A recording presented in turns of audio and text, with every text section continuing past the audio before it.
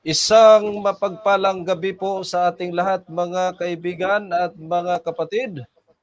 Happy Sabat po sa ating lahat at nawa ay nasa mabuting kalagayan ang bawat isa po sa atin. At sa gabing ito, muli inyo pong makakasama ang inyo pong mga abang lingkod upang patuloy pong ibabahagi sa inyo ang mga salita ng Diyos. Dito lang sa ating pong program sa The Last Trumpet.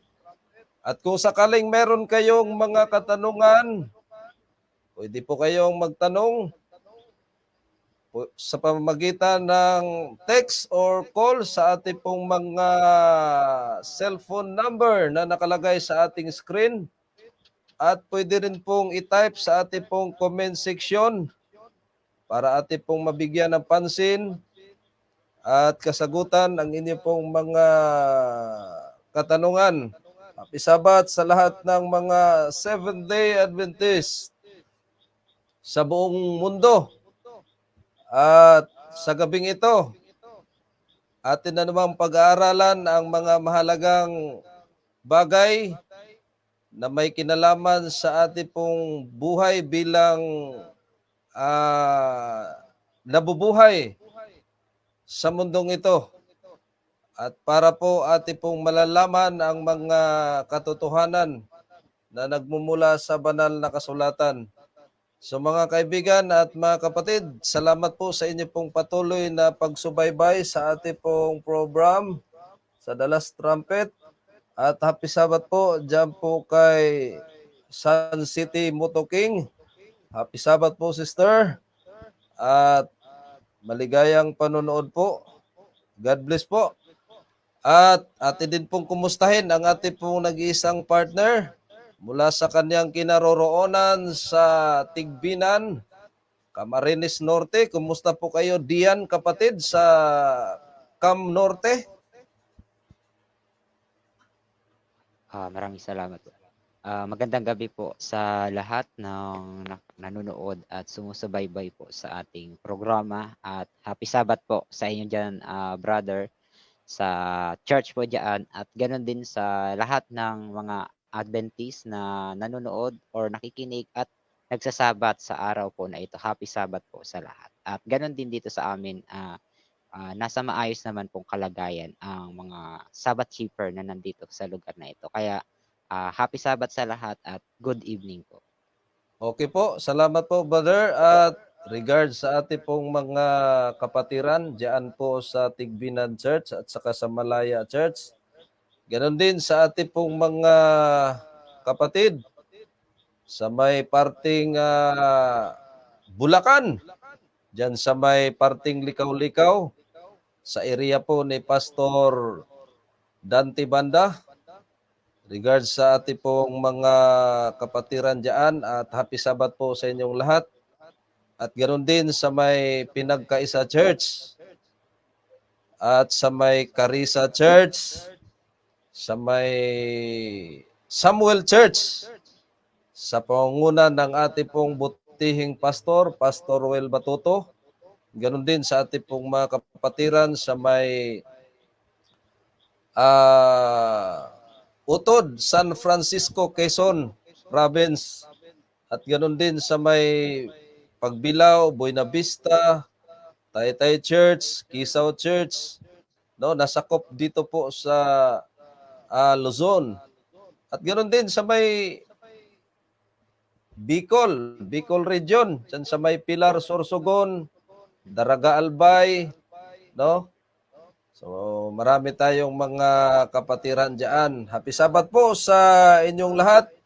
At sa gabing ito, mga kaibigan at mga kapatid, isa na namang paksa ang ating pong pag-aaralan na pinamagatan, The Son of God.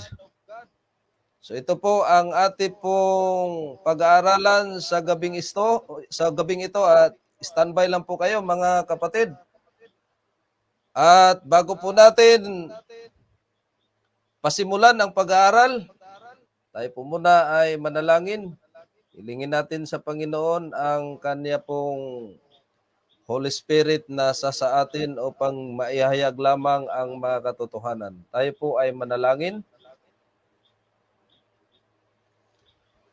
Amang banal, Diyos na makapangyarihan sa lahat, ng inyong kaharian ay nasa dakon ng mga kalangitan.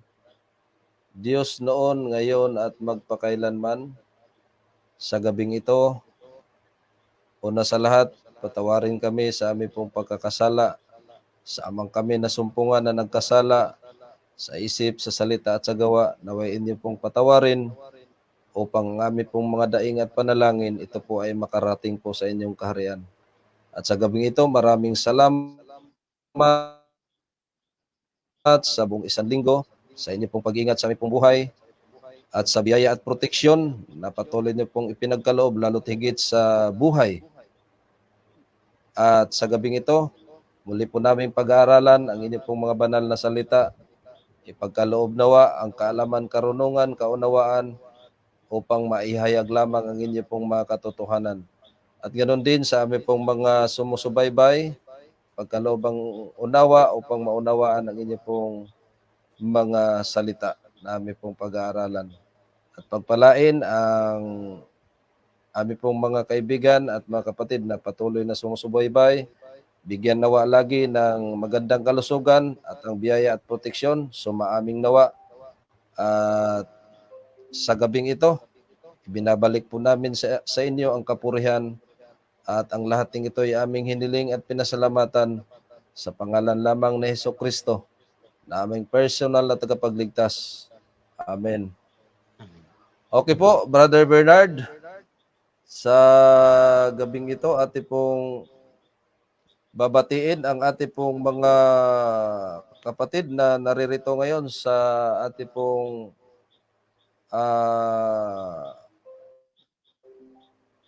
live.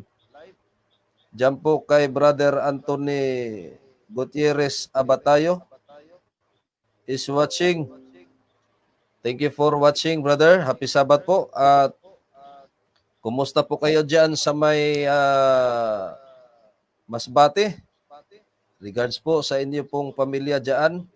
At ganoon din po sa ate pong buting pastor dyan sa may Masbate, Pastor Makadat, at sa lahat ng ate pong mga kapatiran dyan.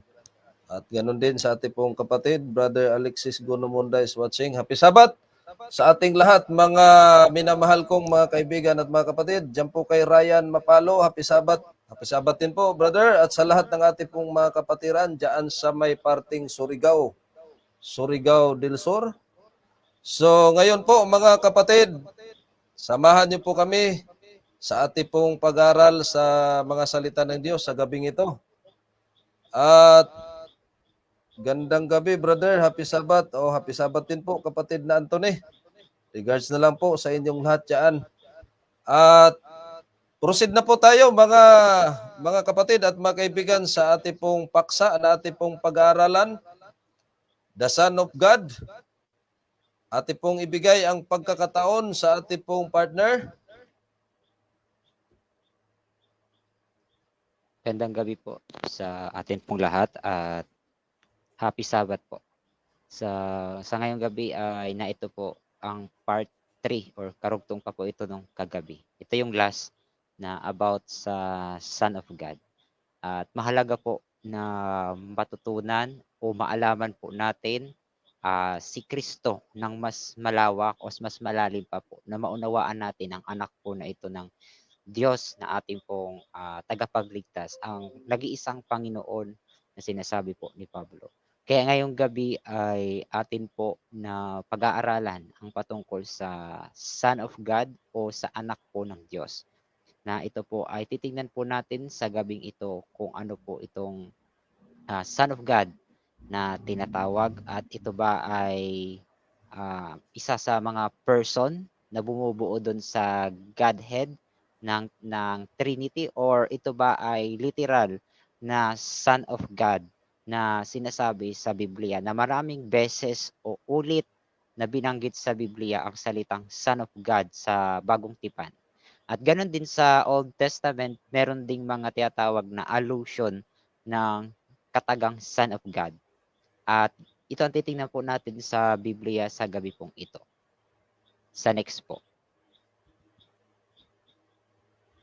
Meron po dito tayong primary na topic na sasagutin sa pag-aaralan po natin. At ito po yung patungkol kay Kristo bilang begotten son or ano nga ba talaga siya? Siya ba ay begotten son or tinatawag nilang unique or one of a kind?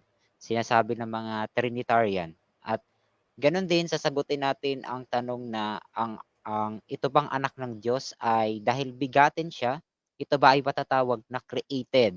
Gaya ng understanding ng ibang paniniwala na si Kristo daw ay created dahil nga firstborn daw siya ayon nga sa Biblia. Titingnan natin 'yan ayon sa konteksto ng Biblia po. Kung totoo ba siyang created or ano ang ibig sabihin ng begotten.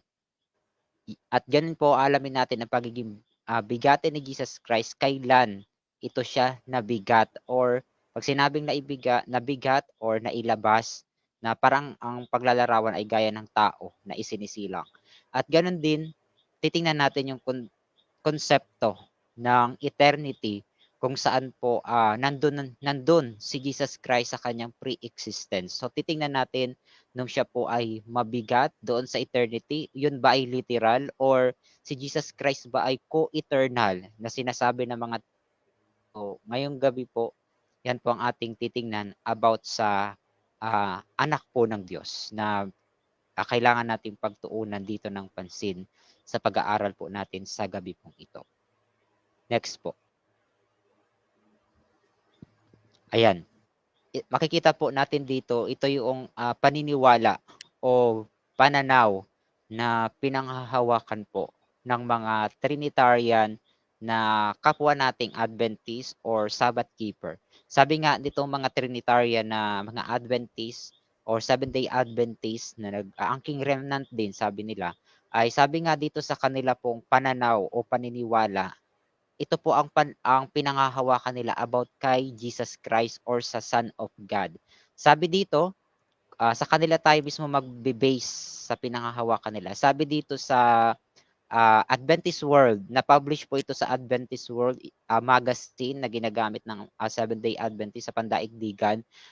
Doon po sa part ng A Question of Sonship sa page 42 na isinulat po ng isang writer ng Adventist po at theologian din na si Angel Rodriguez. So titingnan natin ano yung stand na pinangahawakan nitong mga modern Adventist na Trinitarian ang pananaw. Sabi nila dito sa Adventist World sa page 42, ito ang pagkilala nila kay Kristo. Sabi, the Son is not the natural, literal son of the Father. Malinaw po. Sabi daw nila, si Kristo daw po o yung anak po ng Diyos ay hindi daw natural na literal na anak po ng Ama o ng Father. Yan ang claim nila. Sabi pa, a natural child has a beginning. Kasi nga daw, kung ito daw ay son, ay literal na natural na anak or child, mangangahulugan po na ito daw ay meron pong beginning or pasimula. Sabi pa, while within the Godhead, the Son is eternal. Ang paniniwala or pananaw ng mga Trinitarian na Adventist, ang anak po ay eternal or extended sa endless na eternity po sa nakaraan at sa hinaharap. Wala siyang beginning, kaya hindi siya matatawag na literal Son of God in a natural sense ayon po sa kanila. At sabi nila, yung kataga daw na son or anak, sabi nila ay ginagamit lang daw ito na hindi literal kundi metaphorically when applied to the Godhead.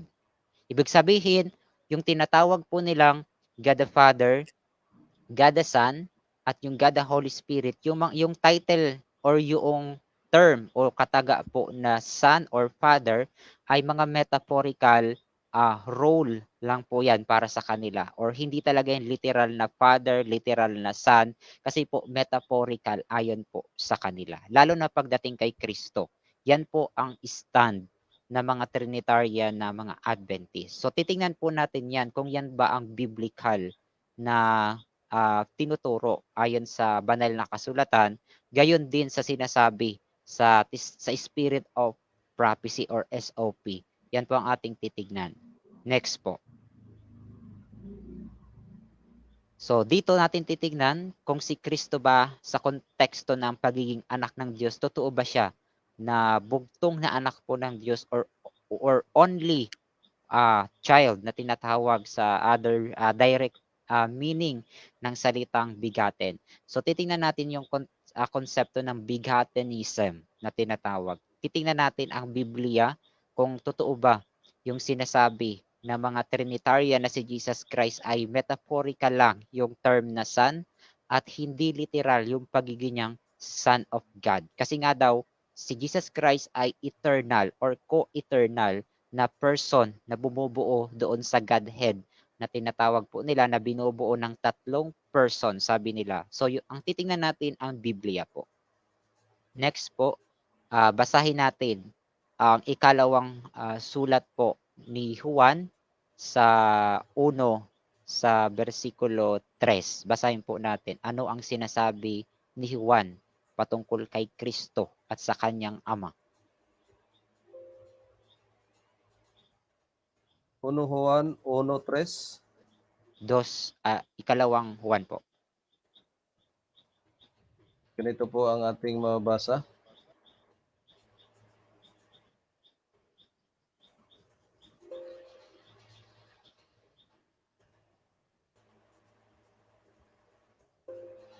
Sumaatin nawa ang biyaya, awa at kapayapaang mula sa Diyos Ama at kay Hesukristo, anak ng Ama, sa katotohanan at sa pag-ibig. Ayan po. Napakaganda po ng message or introductory message ang tawag diyan. Ito pong nasa John 1 verse 3 sa ikalawang Juan. Sinasabi doon ay meron pong God the Father. Sabi diyan, from God the Father and from the Lord Jesus Christ. At itong Lord Jesus Christ, ito daw po ang the Son of the Father. So makikita po natin literal na si Jesus Christ po ay Son of God at hindi po metaphorical. Bakit po? Ginagamitan po ng definite article na salitang the or ang sa translation sa Tagalog. So, the Son of the Father. Malinaw po, dinidiinan niya na ito pong Son of God, totoo ngang Son of the Father. Ito pong si Jesus Christ na Panginoon or Lord na tinatawag dito. And truth and love, malinaw po yan. Kaya sa Biblia pa lang na binabasa natin na ito na kay John, malinaw po, dinidiinan po ni Juan na si Kristo po ay totoo pong anak po ng Diyos in a literal sense at hindi yung kagaya ng sinasabi ng Trinitarian na metaphorical yung term na son. Pero dito, may definite article na dinidiinan po na ito ay Son of the Father, literal na anak po ng Ama. So, sa next po, titingnan pa natin ang iba pang patotoo ng salita po ng Biblia sa sulat pa rin po ni Juan sa aklat ng Gospel sa John 3:16 na pinakapopular na verse na nakikita natin sa mga evangelical. So basahin natin ang John 3:16.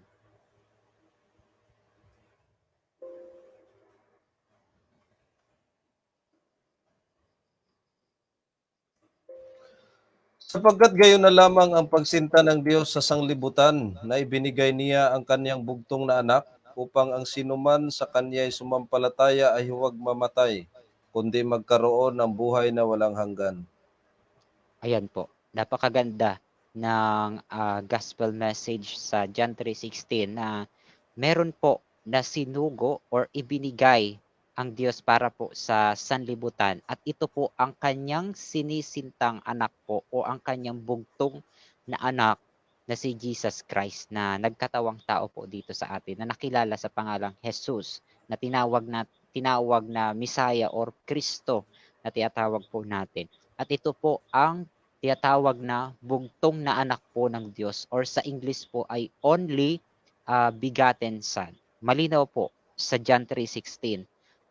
Dahil po inibig tayo ng Ama, ang sanlibutan, yung mga tao, isinugo or ipinadala ang kanyang bugtong na anak na kanya mismo ring iniibig, ang nag-iisa po niyang begotten Son. At makikita natin yung lalim po ng pag-ibig ng Diyos sa sangkatauhan, na kahit ang kanyang nag-iisang bugtong na anak in a literal sense ay ibinigay niya para po sa ikaliligtas po ng sangkatauhan. At kung sino man ang mananampalataya po dito po sa bugtong na anak ay makakamtan po ang buhay na walang hanggan na ipinangako po ng Diyos sa atin. Pero yung hindi mananampalataya, ang sabi ay may kaakibat na judgment or kapahamakan or perish na sinasabi nga dito. Pero kung ayaw natin na mapunta sa kapahamakan, kilalanin natin ang anak po ng Diyos. At sa gabing ito, pinag-aaralan natin ang anak ng Diyos sa mas malalim pang konteksto, na makilala natin ang literal na anak po ng Diyos, na minsan pinapalabo ng ibang mga theological doctrine gaya ng Trinity, na sinasabi nila hindi ito literal, metaphorical lang yung salitang Son, na Son of God na tinatawag daw, sabi nila. Kaya sa gabing ito, didiinan natin ang pagiging literal na anak ng Diyos ayon sa patutuo po ng Biblia, gaya ng sinasabi sa John 3:16 na tinawag si Kristo na only begotten Son. Malinaw po yan. Sa Greek po, ang ginamit dyan na term ay monogenes. Napakalinaw po niyan sa wikang Griego. Literal po na only child or only begotten Son, si Jesus Christ. Next po. Sa John 1:14, tingnan natin yung sinasabi pa ni Juan din diyan mismo sa kanyang Johannine prologue na tinatawag, sa verse 14 ng chapter 1 po ng Juan. Ano ang sinasabi po dito ni Juan? Sabi niya, "In the Word was made flesh and dwelt among us, and we beheld His glory, the glory as of the only begotten of the Father, full of grace and truth."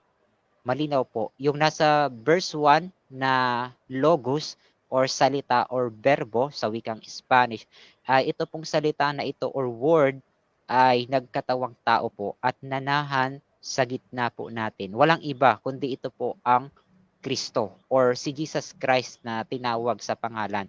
At makikita natin anong tawag dito. Sabi ni John, ito pong nagkatawang tao na salita ay ito po ang only begotten of the Father. Malinaw po. Meron siyang possessive form na salitang of. Ibig sabihin, itong only begotten na ito na si Jesus Christ ay of the Father. Anak po ito ng Diyos, literal. Malinaw po. Merong possessive form, meron pang definite article na da. Bago pumasok yung salitang only begotten Son. So literal po na anak po ito ng Diyos na binabanggit ni Juan, itong salita po na ito na nasa verse 1 ng konteksto po ng Johannine prologue na tinatawag po natin. Next po.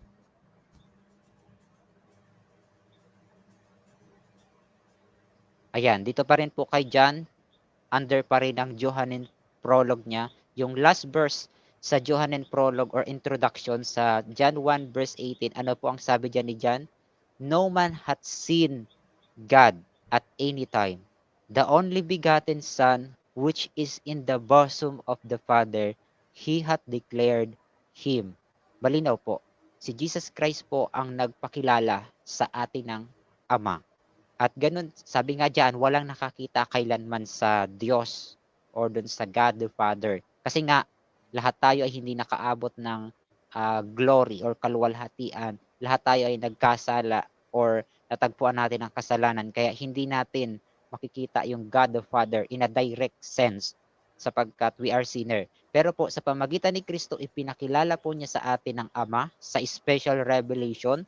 At ganun din sa kanyang pagtuturo nung siya po ay nagkatawang tao dito sa lupa. Ipinakilala po niya ang Ama na sasambahin po natin, na sinabi nga ni Jesus Christ, yun yung kanyang my God and our God, na sinasabi po niya diyan din sa konteksto po ng aklat din po ng Gospel ni John. So makikita po natin literal po na tinawag si Kristo diyan na the only begotten Son, or sa ibang translation po ng Greek manuscript, may ilang manuscript na nagsulat ng only begotten God, kasi nga doon sa equivalent tong salitang word na sabi doon sa uno na ang salita ay Diyos, or in the word was God, yung nasa remaining verse. Kaya minsan sa ibang manuscript isinalin nila na only begotten God. Pero sa King James nakadirect siya na only begotten Son. So si Kristo po ito, which is totoo naman, si Kristo ay divine ang kanyang nature. So anak siya ng Diyos. So Diyos si Kristo at hindi po tao lamang. Gaya ng sinasabi ng iba na tao lang daw si Kristo at hindi po Diyos. Pero nasa verse 1 ng John 1, malinaw po yan. And the word was God. Kung ating babalikan yung nasa pinaka-konteksto po ng uh, chapter 1 ng John po, na siyang parallel ng chapter 18 or nasa chiastic form ng structure po ng John 1:1. At malinaw po na si Jesus Christ ay only begotten Son. Kung titingnan natin dito sa chart, dyan po sa next, yung mga binasa nating verse, yung salitadong only begotten Son na atin pong binasa, sa Greek po, ang ginagamit doon na term or word or salita or sa Koine Greek nung first century, kasi yun po ang lingua franca sa lugar po ng under ng Roman Empire or doon sa malapit sa Israel. Yan ang wika doon, Greek. So ang ginamit po ni John na salita para sa salitang only begotten or bugtong at yung salitang anak or son, sa Greek po ay monogenes huios. Ang ibig sabihin po ng monogenes sa wika pong Griego, binubuo po siya ng dalawang root words na mono at saka po genos. Pag sinabi pong mono, ang kahulugan po niya sa Greek ay only or tanging or nag-iisa po. Ibig sabihin walang iba, walang liban na iba po diyan kasi nga only or mono. At yung salita namang genos, ibig sabihin po ay born, ipinanganak, isinilang, iniluwal. Ganun po ang salitang genos. Ibig sabihin, pag pinagsama yung salitang mono at saka po genos, ang ibig sabihin po ng monogenes ay only born or ang natatanging ang nag-iisang isinilang, ang nag-iisang ipinanganak or sa iba pang salin ay only begotten. At yun yung nababasa natin, only begotten sa mga translation po sa Ingles.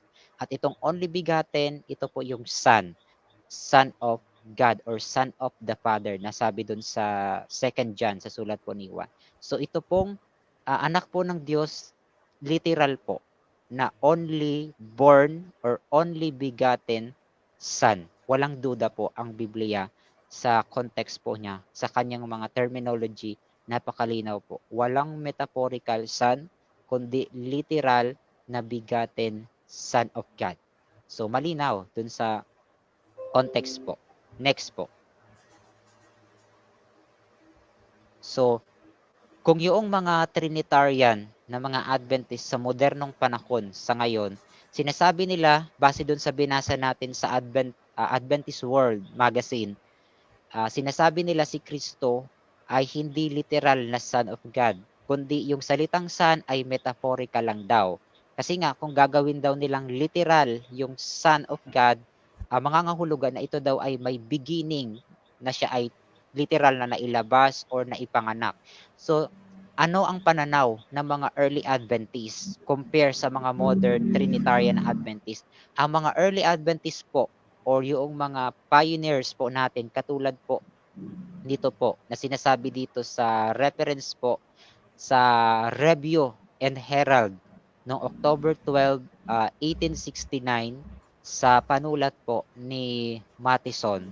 Ito po si Matheson na isa rin pong Adventist na writer na nagsulat dito ng article sa Review and Herald na naipublish po noong 1869. Ano po ang sabi niya about kay Kristo? Sabi niya, Christ is the only literal Son of God, the only begotten of the Father. At kinote niya yung John 1:14. So malinaw po, ang pananaw at paniniwala ng mga early Adventists po, si Kristo ay literal na Son of God. Yang nakakulay pula po, literal Son of God only, na literal Son of God po, si Jesus Christ. Yan yung only begotten Son of God na tinatawag sa Biblia. So malinaw ang pananaw ng mga early Adventists, hindi po sila Trinitarian sapagkat kinikilala po nila si Kristo na literal na anak po ng Diyos at walang halong metaphor or metaphorical or role na tinatawag na voluntaristic role. Wala pong ganon, kundi literal na Son of God. So dalawa, ibig sabihin iba yung modern na Adventist ngayon ng mga Trinitarian compare sa mga early Adventist na non-Trinitarian ang kanilang pananaw about kay Kristo na umaayon sa Biblia na gaya ng mga binasa nating verse na literal yung Son of God in the sense po ng kagaya ng anak na isinilang or inilabas, iniluwal dahil doon sa salitang Greek word na genos na nandun sa salitang monogenes sa Greek po. Next po, tingnan natin yung comparison sa dalawang magkatunggaling view sa Adventism. So yung nakakulay dilaw, ito po yung sa modern Adventist, sa mga Trinitarian, at yung nakakulay blue, ito naman yung sa early Adventist na non-Trinitarian. Tayo po ang pinangahawakan natin kung ano ang stand ng mga early Adventists sa 50 years nila bago po nag-change ang fundamental principle patungong fundamental belief na ngayon po ay Trinitarian na ang karamihan ng Adventist. So makikita natin yung kaibahan ng early Adventist at ng modern Adventism. So ang mga early Adventist, pinangahawakan nila literal po yung Son of God. Pero ngayon, ang karamihan ng theologian at scholar po sa Seventh-day Adventist ay kinikilala nila si Kristo na metaphorical Son lamang po. At tinatawag nila si Kristo na God the Son, na isa po sa second person na bumubuo daw po sa Godhead. Pero ang mga pioneers natin, ang tawag nila kay Kristo ay the Son of God o ang anak ng Diyos. Hindi po nila tinawag na God the Son or kung anumang Trinitarian concept. At malinaw po, sa Biblia, yung salitang monogenes po, ang ibig sabihin po ay only begotten, gaya ng pinakita natin kanina. Pero ngayon po, sa mga modern Adventist, pinakahulugan po nila yung Greek word na monogenes na ang kahulugan daw po niyaan ay one of a kind at hindi daw po only begotten. So, ginawa nilang one of a kind at hindi nila isinaalang-alang yung semantic meaning ng monogenes sa ancient time kasi nag-base sila ng kahulugan ng monogenes sa Greek sa modern Greek na salita na nangangahulugan nga namang one of a kind. Kaya pinapalabas nila si Kristo na hindi nga begotten kundi isa lamang only or unique na anak po ng Diyos na hindi literal kundi metaphorical po. Kaya makikita natin yung kaibahan sa mga Adventist na nagki-claim ng Trinitarian at tayo na mga non-Trinitarian. Makikita natin nag-split ang Adventism sa dalawang opposing view. So tumitindig tayo doon po sa original na remnant at hindi dito sa nag-apostasy na after ni Ellen White mamatay saka naging establish itong doctrine na ito. So doon tayo, nung nabubuhay pa si Ellen White, doon sa panahon na ang remnant nag-start, doon tayo nagpapatuloy. Kaya itong bagong Adventism, winawasak po nila ang personality ni Jesus Christ. At yun ay dangerous sapagkat nakasaalang-alang ang eternal life sa Son of God na ating pong makilala po ang anak po ng Diyos ng totoo, ang totoong anak ng Diyos at hindi po ang ginagawa nilang metaphorical na Son of God na gumagawa lang ng roleship in term of voluntarism na nagkatawang tao daw at role lang yung pagiging son. Ganon din yung father. Kaya makikita natin yung kaibahan po ng dalawang pananaw na atin pong pinakita dito. Next po, ano po ang masasabi ni Ellen White about po sa issue po na ito? Sabi ni Ellen White, sa aklat po niya na Desire of Ages, sa page 51, sabi po niya, the dedication of the firstborn had its origin in the earliest times. God had promised to give the firstborn of heaven to save the sinner. Malinaw po ang terminology ni Ellen White na si Kristo po ay literal na firstborn, begotten son. Kailan po? Doon pa po sa heaven. So hindi totoo yung sinasabi ng mga Trinitarian na si Kristo lang ay tinawag na Son of God nung siya po ay magkatawang tao. At role lang yung pagiging son or metaphorical. Pero si Ellen White, sinasabi niya dito sa Desire of Ages na patungkol kay Kristo ang context ng aklat niya. Si Kristo po ay literal na firstborn. Saan daw po nag-start ang origin? May origin po ang pagiging niyang firstborn. Nag-origin daw ito doon pa daw po sa earliest time. Ibig sabihin before the beginning of time, before the creation of time. Sa pinaka-earliest or sa beginning, doon po at si Jesus Christ nag-start, may origin siya, ang pagiging niyang firstborn. Doon pa daw po sa heaven or sa doon sa reality or sa heavenly reality nag-start si Jesus Christ as firstborn na po or bigati na po si Jesus Christ bago pa man po magkatawang tao. Ganyan po ang stand ni Ellen White sa kanyang konteksto sa Desire of Ages. Next po, kay Ellen White pa rin, sa writing pa rin po niya sa kanyang aklat na Youth Instructor noong 1873 ng February 1. Ayan po yung aklat at saka yung document sa page. Makikita natin sabi diyan ni Ellen White, Jesus was not turned aside by any influence from the faithful service expected of a son. Sabi sa huling part, or to proclaim His heavenly birth. Malinaw po, si Kristo po ay ipinanganak, meron po siyang birth. Ayan po, napakalinaw ng terminology ni Ellen White. Saan po siya ipinanganak si Jesus Christ? Sabi doon sa heavenly realm at tinatawag natin. So si Jesus Christ meron siyang origin, ang pagiging Son of God niya, yung personality po niya bilang anak po ng Diyos. In a literal sense, nag-start siya or ipinanganak or nabigat po siya doon pa po sa eternity or before the beginning of time. So malinaw si Ellen White, literal na anak ng Diyos si Kristo, merong origin ang personality po bilang anak ng Diyos at walang metaphorical son. Si Ellen White na pinapakita sa context po ng kanyang writings. Next po. Sa Biblia, anong sabi po ni Pablo? Basahin po natin ang Colossus 1:15. Ano po ang sabi diyan ni Pablo? Sa Tagalog version or Filipino version ng Biblia po. Okay, ganito po ang ating mabasa. 1 verse 15 sa Colossus. Na siya ang larawan ng Diyos na di nakikita, ang panganay ng lahat ng mga nilalang. Ayan po, malinaw po. Si Jesus Christ yung salitang siya or he sa Ingles sa konteksto. Si Jesus Christ daw po ang larawan ng Diyos na di nakikita. Malinaw po, siya po ang image ng invisible God na hindi po natin makita dahil nga nagkasala yung tao. Hindi tayo nakaabot sa glory or dun sa kaluwalhatian. So si Kristo po ang image nitong invisible God. So malinaw, si Jesus Christ ay totoo ngang Son of God in the sense na kagaya ng Father, ang kanya pong mismong pagiging anak po ng Diyos, divine po siya mismo.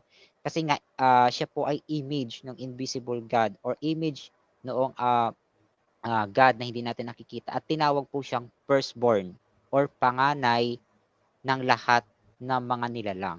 So maraming ibang Christian kino-quote yung verse na yan para sabihin na si Jesus Christ daw po ay created being kasi nga panganay sa lahat daw ng nilalang. Ibig sabihin daw ay created. Gaya ng sinasabi ng mga Jehovah's Witnesses na si Kristo ay Diyos nga pero created. Siya daw yung pinakaunang sa mga nilalang. Pero hindi po ganun ang pinapakita ng context ng Colossians 1:15 kundi binabanggit po na si Kristo po ay firstborn ng lahat ng mga nilalang or panganay siya sa lahat ng mga nilalang. Ibig sabihin, hindi siya created. Kasi siya yung binabanggit sa John, basahin natin yung Juan 1:3. Basahin po natin yung nasa Biblia po sa Juan 1:3. Juan 1:3. Ganito po ang ating mabasa. Ang lahat ng mga bagay ay ginawa sa pamamagitan niya, at alinman sa lahat ng ginawa ay hindi ginawa kung wala siya. Malinaw po. Yung verbo o yung salita sa verse 1 niyan ay makikita po natin sa pamamagitan po niya ay ginawa ang lahat ng bagay. At kung wala po itong verbo na ito, si Jesus Christ, hindi po wala ang lahat ng created beings. May buhay man o wala pong nilikha. Sapagkat si Kristo po ang dahilan kung bakit umiiral ang lahat po ng nilalang na ito. So, ibig sabihin, yung sinasabi ni Pablo sa mga taga-Colossia na si Kristo ang panganay sa lahat ng mga nilalang, hindi siya kasama sa created being kasi siya po yung dahilan kung bakit sila nalikha. So hindi siya created being, kundi siya po ay firstborn na tinatawag. Bakit siya tinawag kaya na firstborn or panganay? Kasi siya lang po ang nag-iisang anak po ng Diyos na literal. Panganay. Wala na pong iba. Only begotten Son of God po siya. Kaya tinawag siyang firstborn kasi siya lang po ang una na tinatawag na anak po ng Diyos na nanggaling po sa Diyos at hindi po created kundi begotten na tinatawag po natin. So hindi po created si Jesus Christ gaya ng nami-misinterpret ng ibang non-Adventist o ng ibang religion po. So si Jesus Christ ay creator mismo ayon dun sa John 1:3 na binasa po natin. At sabi nga diyan din sa Colossian, siya po ang image ng invisible God. Basahin din natin yung nasa Hebreo 1:3 tungkol sa may kinalaman dun sa image of the invisible God. I-parallel natin sa sulat pa rin ni Pablo para sa mga Hebreo sa Hebreo 1:3.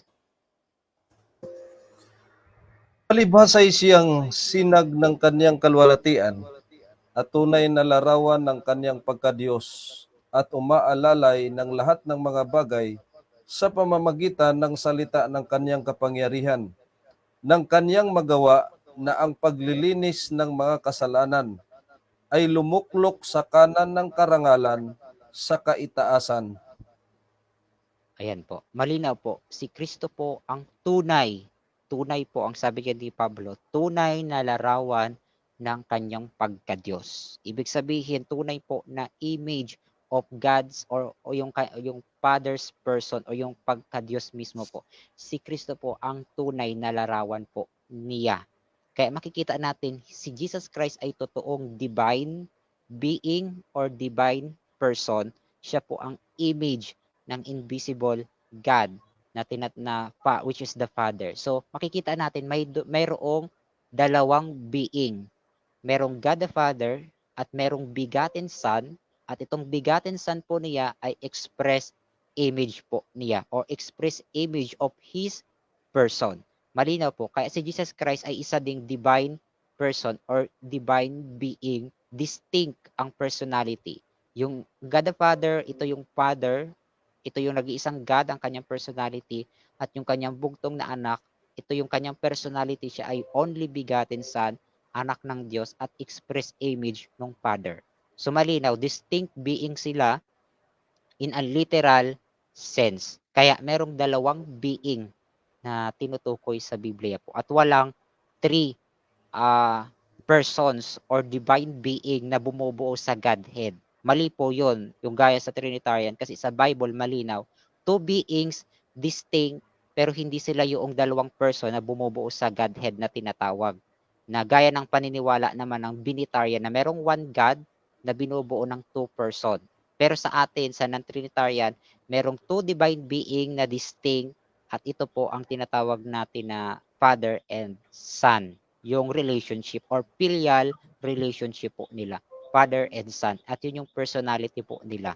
So magkaiba po sila at hindi sila kagaya ng one God na binubuo ng three persons or divine being na distinct sa isa't isa. So malinaw, two beings ang pinapakita dito. At si Kristo ay literal na image or image ng kanyang person or image ng invisible God po at tinawag na firstborn or panganay. Bakit siya tinawag na firstborn? Ano bang ibig sabihin ng firstborn? Sa next po, ah, sa wikang Greek, yung ginamit dyan ni Pablo sa salita pong firstborn. Sa Greek po, yung salitang firstborn or panganay po, sa wikang Koine Greek ay prototokos.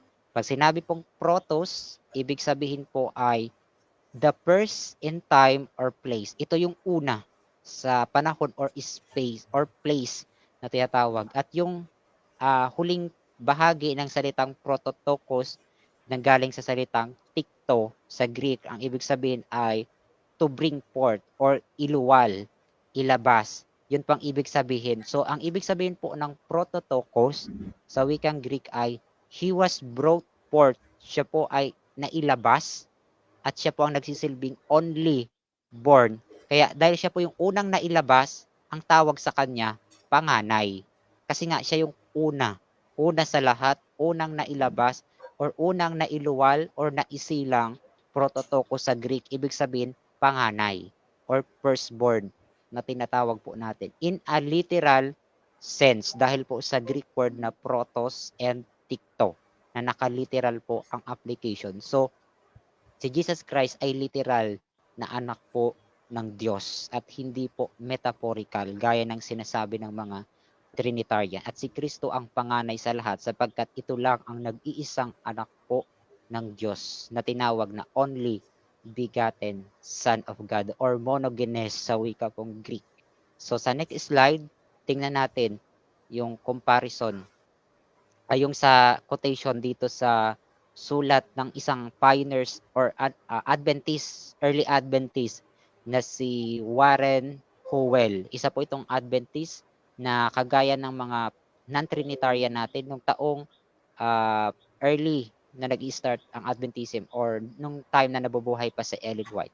Ano po ang sabi ni Howell sa kanya pong aklat na Gospel Keywords sa page 117? Ano po ang kahulugan ng prototokos at monogenes according kay Howell? Sabi niya dito sa aklat niya, nandyan yung reference, yung page, makikita natin nakasulat, sabi dito, Christ is the prototokos. Ibig sabihin panganay or firstborn, viewed from human side with all the prestige and rights of the oldest son. Malinaw po, ang sabi ni Howell, ito po si Kristo bilang panganay or prototokos sa wikang Greek, ito po ang pinakamatanda na anak. Kasi nga, panganay. Siya yung pinaka-oldest na tinatawag na son in a literal sense. At sabi niya, si Kristo ay monogenes, ibig sabihin ay only begotten, son, viewed from the divine po yan divine side, essentially God, the only begotten of the Father in distinction from creation. Malinaw po, si Kristo po ay bugtong na anak ng Diyos in a literal sense at hindi po created being or distinct daw siya sa mga nilalang or sa creation daw po. So malinaw, ang pioneer, ang mga early Adventists rather, kagaya ni Howell sa kanyang aklat na Gospel Keywords, ganyan ang understanding nila sa aktual na kahulugan ng prototokos at monogenes according din mismo sa Biblia. So, malinaw ang mga Adventists noon ay hindi po Trinitarian. At yan din ang pinangahawakan po natin until now bilang remnant na nagko-continue na nag-start since noong 1844 after ng The Great Disappointment na na-organize noong 1863. Tayo yan na nagko-continue na mga non-Trinitarian. Still ito ang pinangahawakan natin na principle na ayon po sa Biblia na si Kristo ay literal na Son of God, hindi po metaphorical ang pagiging niyang Son ayon sa Biblia. Next po, tingnan natin yung dalawang summary.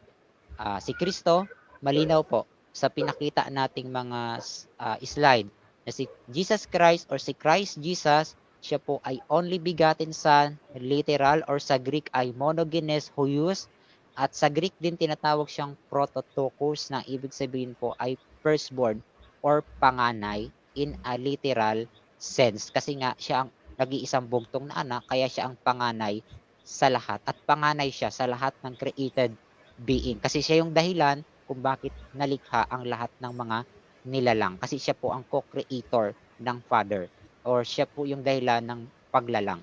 So malinaw po. Sa next po, tingnan natin yung summary ng dalawa. Yung dalawang view or pananaw about kay Kristo. So makikita natin sa taas, yung kulay dilaw, ito yung pananaw ng mga Trinitarian about kay Christ. At yung nasa blue, ito yung pananaw ng mga pioneers po natin about kay Kristo. So makikita natin yung eternity, yung kulay violet, at yung creation, ito yung simula ng time and space. So makikita natin sa konteksto ng mga Trinitarian po, si Kristo po ay eternal at metaphorical son po siya. Ibig sabihin, unbegotten si Jesus Christ para sa mga Trinitarian. So lalabas po, si Jesus Christ walang point of origin or beginning yung kanyang personality bilang son. Kaya nga tinatawag nilang metaphorical kasi walang beginning ang personality ni Jesus Christ bilang son. Kaya hindi daw yan literal na Son of God si Kristo, kundi makikita nyo yung arrow, wala siyang pinagbulan, extended yung line po ng kulay dilaw ni Christ. Pero sa mga non-Trinitarian, si Kristo po merong point of beginning or origin sa eternity na galing po sa Ama. Siya po ay bugtong na anak ng God, yung kulay blue dyan, at si Kristo po ay nabigat or nailabas, nailuwal, na ipanganak in a literal sense. Kaya po siya tinawag na bugtong na anak po ng Diyos or Son of God. At kailan po siya nailabas? Sa eternity. Ibig sabihin sa eternity po, walang time, walang space, kundi immeasurability ang eternity po. Ibig sabihin, before yung creation, yung kulay green, si Jesus Christ po ay pre-existing na po, nailabas na po siya. Nag-originate po siya sa Father. At yung Father po, yun ang eternal. Si Kristo din by nature, dahil divine siya, galing siya sa Diyos, eternal. In the sense of divine nature niya. Pero yung personality niya po, may beginning nung siya po ay ilabas bilang wisdom and at saka word and power na na-personalize or na-hypostatize na tinatawag na divine person na si Jesus Christ sa eternity. So, si Jesus Christ ay eternal in the sense of nature. Pero literal na nabigat or nailabas po. Kaya siya ay literal na bigatin son since sa eternity prior or bago ang creation. Kaya si Kristo ang dahilan ng creation po. So, malinaw po yan. Yan ang actual na biblical view. Si Kristo po ay merong beginning or pasimula na tinatawag or origin pero hindi created.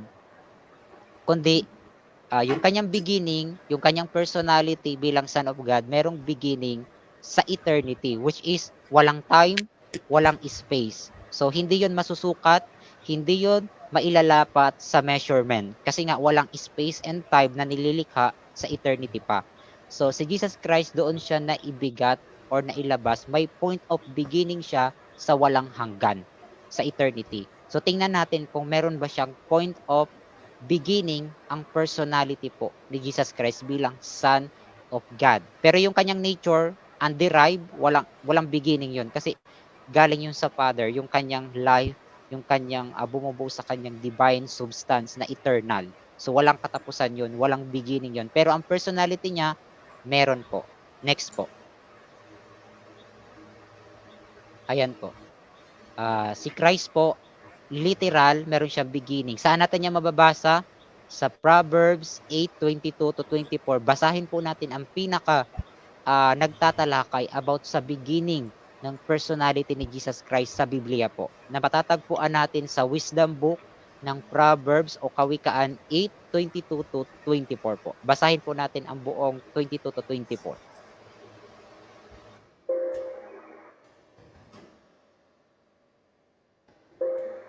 Pinari ako ng Panginoon sa pasimula ng kanyang lakad, bago pinasimulan ang kanyang mga gawa ng una.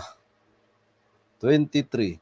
Ako'y nalagay mula noong araw, mula nang walang pasimula, bago nalikha ang lupa. 24. Ako'y nailabas ng wala pang mga kalaliman, nang wala pang mga bukal na sagana ng tubig.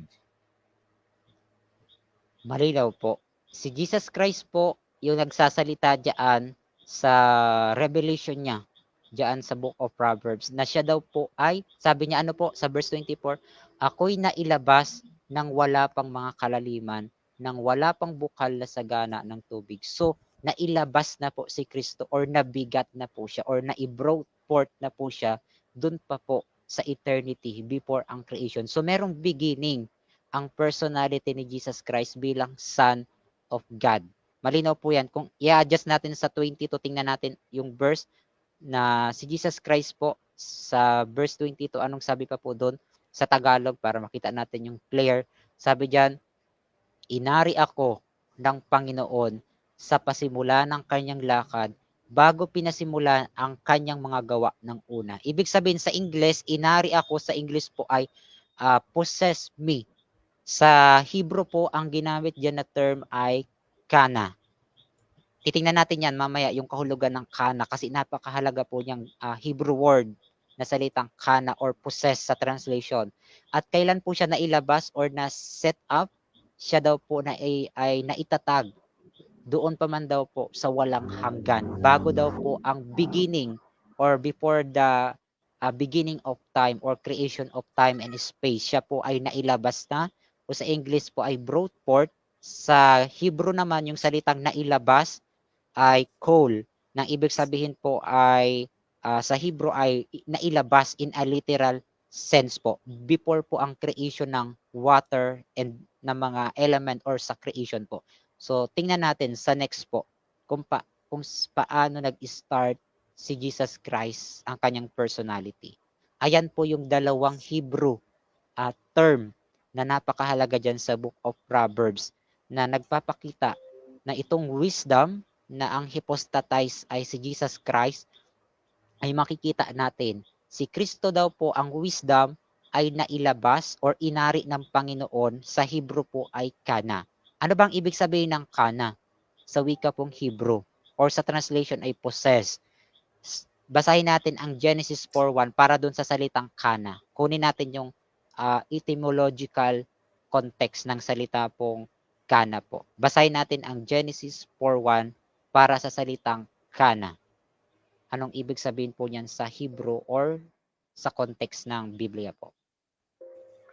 At nakilala ng lalaki si Eva na kanyang asawa, at siya'y naglihi at ipinanganak si Cain.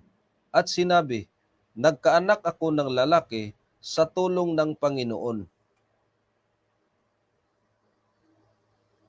Ayan po. Mapapansin niyo po diyan sa Genesis 4:1, yung salita po diyang ipinanganak at nagkaanak. Sa Hebrew po, ang ginamit po diyan na term ay, ang root word diyan ay kana. Diyan ang galing po yung salitang Cain or Cain sa English po. So pag sinabing Cain, ang root word niya ay kana. Pag sinabing kana sa context ng Genesis 4:1 ay ipinanganak, iniluwal, or nailabas. Ganun po gamitin ang term na kana po sa Hebrew. So kung babalikan natin yung Proverbs, si Jesus Christ bilang wisdom ay siya po ay inari ng Panginoon or ipinanganak ng Panginoon sa literal context ng Hebrew po. So si Kristo po ay literal na ipinanganak ng Ama doon po sa eternity. So hindi po siya metaphorical or eternal na ito pong si Jesus Christ na hindi po totoong Son, kundi eternally extended na co-eternal with the Father. Kung titingnan natin. Pero po, ang personality ni Jesus Christ ayon sa Proverbs 8, siya po ay may beginning dahil sa salitang possess or kana sa Hebrew, ibig sabihin ay ipinanganak or inari ako ng Panginoon. Siya po ay nailuwal, literal, gaya ng paglalarawan sa Genesis kung paano rin iniluwal or ipinanganak ang unang tao mula kina Adan at Eva na si Cain na nanggaling sa root word na kana. So ganun po gamitin ang term na kana dun sa Proverbs 8. Ang wisdom na si Kristo ay naipanganak. In a literal sense, gaya ni Cain na literal na ipinanganak at hindi po metaphorical si Cain na anak, kundi literal po na anak or kana sa wika pong Hebrew. Next po, yung salita namang coal. Ibig sabihin po ng Hebrew word na coal ay nailabas, yung binasa natin sa Proverbs na nailabas yung nasa verse 24. Ano naman ang ibig sabihin ng Hebrew word na cool? Tingnan natin yung Isaiah 26:17 sa context ng semantic context ng salitang coal sa Hebrew. Basahin natin ang Isaiah 26:17. Gaya ng babae na nagdadalang tao na lumapit ang panahon ng kanyang panganganak ay nasa hirap at humihiyaw sa kanyang pagdaramdam. Naging gayon kami sa harap mo, O Panginoon. Sa English po, basahin natin yan. Isaiah 26:17 para makita din natin. Like as a woman with child that draweth near the time of her delivery, is in pain and cried out in her pangs, so have we been in thy sight, O Lord. Ayan po. Makikita po natin yung term po dyan na in pain at saka in cried out. Sa Hebrew po, ang ginagamit po dyan na term ay coal. Ibig sabihin po, or whole. Binibigkas din po yan na whole sa wika pong, sa ancient Hebrew, or whole, or coal sa modern Hebrew. So makikita po natin pag sinabing whole or coal sa Hebrew po ay yung ang larawan po niya parang gaya ng babaeng nahihirapan sa panganganak or yung kapag nanganganak yung babae, siya po ay sumisigaw sa sakit. Ganon po ilarawan ang paglabas ng si Kristo po ay nailabas na gaya po ng ipinapanganak in a human term. Ganon po ilarawan si Jesus Christ nung siya po ay ilabas ng Ama sa eternity po. Malinaw po ang Proverbs 8. At sino ba yung wisdom sa book of Proverbs? Sa Proverbs 8. Tingnan natin yung next word. Next slide rather. Ito po. Maraming mga Trinitarian na Adventist ang nagsasabi na ang Proverbs 8 ay hindi daw si Kristo yung nagsasalita diyan na wisdom. Kasi nga daw po, hindi nga tinatanggap nila kasi sisirain ito ang doctrine ng Trinity na unbegotten si Jesus Christ or metaphorical lang yung pagiging begotten son. Ayon mismo sa Trinitarian na si Richard Davidson, kung babasahin niyo po ang mga sulat nito ni Davidson, isang mahusay na theologian sa Andrew University at professor po ito. Kung titingnan natin, nung pag-aralan po ni Richard Davidson ang Proverbs 8 in terms of historical and lexical context, lumabas po sa kanyang pag-aaral na yung salita pong sa Proverbs 8:22 na si Jesus Christ po ay napossess or inari ng Panginoon, sabi po dito ni Richard Davidson sa kanyang study, ito po ay tumutukoy sa sabi niya, refer primarily to bearing or begetting children. Malinaw po yung salitang kana sa wikang Hebrew po ay talagang literal po na gaya ng bata na siya po ay ipinanganak or nailabas or nailuwal po, bear or beget or begotten na anak po. Ganun po ilarawan ng salitang kana sa Proverbs 8:22 na nasa sense po siya ng tinatawag na parenthood based on the context ng Hebraic context at Ugaritic literature nung ipagkumpara-kumpara ni Richard Davidson yung mga terminology na salitang kana, salitang coal sa Hebrew at iba pang term na nasa Proverbs 8. Lumabas po sa kanyang study na literal na yung salitang wisdom dito ay naipanganak or nailabas at hindi po isang metaphorical yung event sa Proverbs 8. Pero po, si Richard Davidson, Trinitarian ito, pero hindi niya kayang i-deny ang Hebrew mismo na kanyang pinag-aralan na nagpapakita na ito pong wisdom na nasa Proverbs 8 ay literal na nabigat or naipanganak, na ilabas or naging bigatin ang wisdom po na ito. Kaya malinaw po kahit sa mga pag-aaral ng Trinitarian, hindi nila ma-deny ang pagiging bigatin ng wisdom sa Proverbs 8. Ang tanong, sino ba yung wisdom na nasa Proverbs 8? Tingnan natin sa next slide po. So ang wisdom po na tinutukoy sa Proverbs 8, si Jesus Christ po ito. Si Jesus Christ po ang tinatawag na hypostatized or personified ng attribute ng na wisdom, power, or word, si Kristo po ito. Kaya nga sa John 1:1, si Kristo din ay tinawag na logos or hypostatized si Kristo ng salitang logos. Ganon din ang wisdom sa Proverbs 8. Si Kristo ang hypostatized na tinatawag na wisdom. Anong patotoo ng Biblia? Meron bang patotoo ang Biblia na si Kristo ang wisdom ng Diyos na nailabas or naipanganak doon sa eternity? Tingnan natin ang Biblia po sa next slide.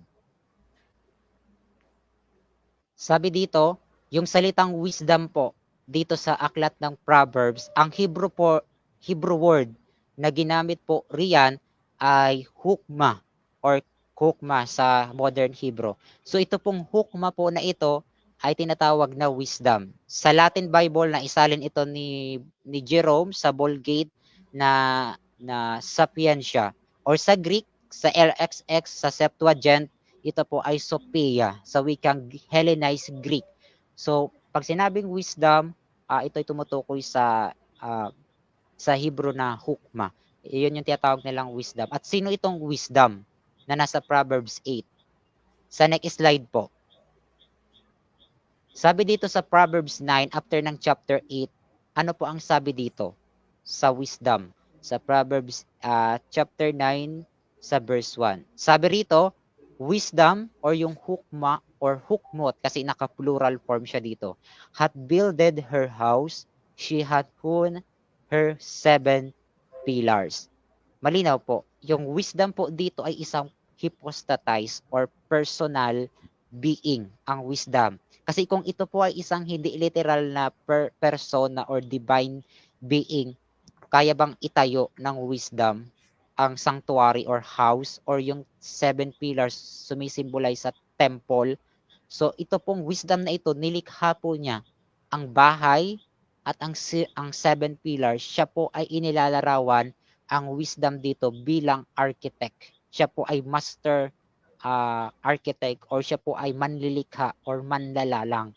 Ang wisdom po dito, nilalang po niya ang sanctuary at ang 7 pillars or symbolic na complete na structure or foundation ng sanctuary po or ng heavenly temple. So makikita natin ang wisdom po dito ay tinawag po na her. Bakit po kaya her? Kaya minsan nire-reject ito ng mga Trinitarian na hindi daw yan si Kristo. Kasi nga daw po, her, ang wisdom or babae dito. Ibig sabihin yung anak ng Diyos dito sa Proverbs 8 ay babae kasi nga daw her, daughter, hindi daw son. Kasi nga po sa Hebrew, ang wisdom po ay feminine word, pambabaing salita, ang salitang wisdom sa Hebrew. Pero po in reality, wala pong polarity ng gender ang wisdom dito.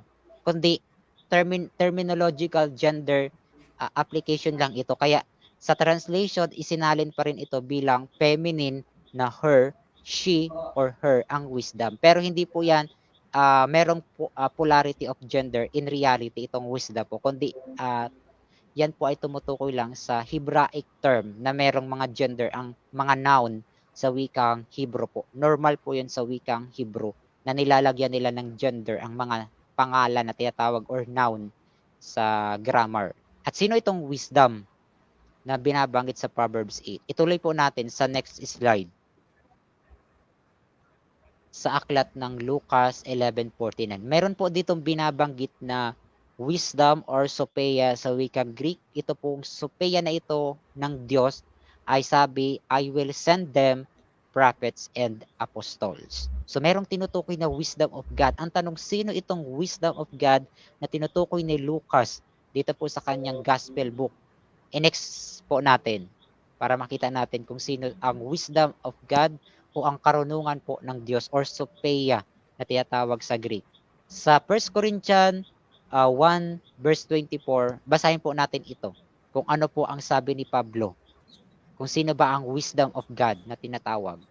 Basahin natin sa Tagalog or sa Pilipino po.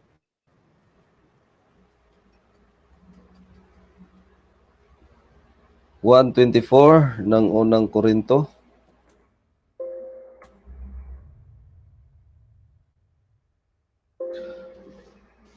Tagalog version. Ngunit sa kanila na mga tinawag, maging mga Hudyo at mga Grego, si Kristo ang kapangyarihan ng Diyos at ang karunungan ng Diyos. Ayan po. Clear. Inilinaw ni Pablo sa kanyang tinatawag na allusion. Allusion po ang tawag or allusion ang tawag po sa ganyang context. Kapag po makikita natin yung indirect application ng term na karunungan. So yung salitang karunungan ng Diyos dito ay isang personal or person, isang divine or being na tinatawag kasi nga naka-hypostatize. So ang karunungan po ng Diyos at ang kapangyarihan po ng Diyos ay sino daw po? Si Kristo. So malinaw, Yes. yung wisdom na nasa Proverbs 8 na nailabas, na iluwal in human terminology, ito po si Kristo, ang wisdom of God. At si Kristo din ay hindi lang wisdom of God, kundi power of God. Siya yung hypostatized or personified na omnipotence power ng Diyos. At ganoon din si Kristo, ang personified or hypostatized na wisdom of God o yung attribute na omnipresence at omniscient na tinatawag ng mind of God. Si Kristo po ang hypostatized o personified person na wisdom po na nailabas sa eternity. At ito po ay walang iba, si Kristo. Ayon kay Pablo sa kanyang sulat para po sa mga taga-Korinto at para din sa atin sa modernong panahon po. Malinaw po sa Biblia kay Paul na sinabi niya si Kristo ang wisdom of God. Sa Greek word, sopeia, yung wisdom. At yung power naman sa Greek word ay dynamis. Ibig sabihin po, talagang siya po ang attribute ng omnipotent power na personal or na hypostatized na tinatawag po natin. Sa next pa, ituloy natin sa verse 30 ng same chapter ng 1 Corinthians po. Anong sabi pa dyan ni Pablo? Kung sino po ang wisdom sa ikalawang pagpapatotoo. Datapwat sa kaniya kayo'y nangasa kay Kristo Jesus, na sa atin ay ginawang karunungang mula sa Diyos at katuwiran at kabanalan at katubusan. Ayan po. Sabi dito, si Kristo Jesus na sa atin ay ginawang karunungan mula sa Diyos. So si Kristo po ay ano daw po? Ginawa itong karunungan mula sa Diyos. So saan galing itong karunungan? Mula po sa Diyos. At sino itong karunungan? Si Kristo Jesus na para po sa atin. So malinaw, si Kristo ay ginawang karunungan mula sa Diyos na hypostatized or na personized na literal na anak po ng Diyos. Ang attributes na wisdom at saka yung power or logos or salita. So malinaw po, si Kristo ay literal na nailabas bilang personal being or divine person doon po sa eternity. At ito po ang tinatawag na anak ng Diyos, ang kinikilalang wisdom of God, ang karunungan ng Diyos na ibinigay po para sa atin, na nailabas doon sa eternity mula sa God the Father, na nag-iisang only true God na sinasamba natin at nagkaroon siya ng begotten Son na si Jesus Christ sa eternity. So in the sense, dahil sa eternity po siya nailabas, si Kristo din po ay eternal in the sense of nature o yung kanyang substance. Pero in the sense of being or pagiging niyang person, meron po siyang beginning or point of origin, yun po ay sa eternity. Siya po ay nailabas mula sa Ama bilang wisdom, bilang logos or salita, at bilang power or dynamis sa wika pong Greek. Si Kristo po yan, ang na-personified na wisdom, power, at saka salita. So malinaw si Pablo na ang wisdom of God na nasa Proverbs 8 sa kanyang allusion ay si Kristo po ito. Walang duda. Ang Kristo na si Jesus na nagkatawang tao po dito sa lupa na ating personal na tagapagligtas. Next po. Ano pa po ang sinasabi ng atin namang tagapayo na messenger of God na si Ellen White? Kung si Pablo, pinatutuhanan niya na ang wisdom na nakikilala ng mga Hudyo based dun sa Proverbs 8, ito po ay si Jesus Christ. Tingnan natin sa Ellen White kung sino naman ang wisdom na tinutukoy po niya sa kanya pong writings. Basahin natin dito sa kanyang sulat doon na naipublish na article sa Review and Herald noong April 5, 1906 sa paragraph 6. Ano po ang sabi ni Ellen White? Sabi niya dito sa kanyang writing, nandyan po yung actual na document ng Review and Herald at yung quotation nakapaskil. Sabi dito, the Lord Jesus Christ. Ano daw po ito si Jesus Christ, ang Panginoon natin? Sabi ni Ellen White, the divine Son of God. Clear po. Si Jesus Christ ay totoong ang divine Son of God. Hindi po siya basta tao lang, kundi siya po ay mismong Diyos before magkatawang tao. At before pa man magkatawang tao, si Kristo na po ay Son of God na po. So hindi kagaya ng sinasabi ng Trinitarian na naging Son of God si Kristo nung magkatawang tao at role lang yung pagiging Son or metaphorical. Pero si Ellen White, sinasabi niya, si Kristo ay divine Son of God na po. At anong sabi pa niya? Kailan daw po? Existed from eternity. So clear, si Kristo po ay pre-existing na po siya bilang Son of God doon pa po sa eternity before ang creation o bago mag-start ang space and time. At sabi pa ni Ellen White, si Kristo bilang divine Son, anong sabi ni Ellen White? A distinct person. So, si Jesus Christ po ay distinct being or person sa Father. So, may dalawang being talaga. Father at saka ang kanyang Son. Sabi ni Ellen White, distinct person si Jesus Christ. At si Kristo, ito ang express image ng Father's person. Sabi naman ni Pablo sa Hebreo, yung binasa natin kanina sa mga naunang slide. At anong kinote ni Ellen White about kay Jesus Christ na pre-existing sa eternity? Sabi niya, kinote niya po ang aklat ng alin po? Ang aklat ng Proverbs 8:22 to 27, yung binasa natin kaninang aklat ng Proverbs 8. Ito rin ang kinote ni Ellen White para po patutuhanan ang pagiging pre-existing ng divine Son of God dun sa eternity. At anong sabi dito? Same po ng nababasa natin sa Proverbs 8. Na si Kristo po ay sabi dito na possess, inari ng Panginoon or nailabas, na ipanganak sa salitang Hebrew ay kana, at siya po ay nailabas sa pasimula ng kanya pong mga lakad ng Ama sa eternity. At dineclare daw po itong Son of God na sabi ni Ellen White, siya daw po ay naitatag, set up, at siya po ay nailabas, brought forth, na gaya ng tao na parang kagaya ng tao na isinilang, ganon ilarawan si Jesus Christ sa eternity na inailabas mula po sa Father or sa kanya pong Ama.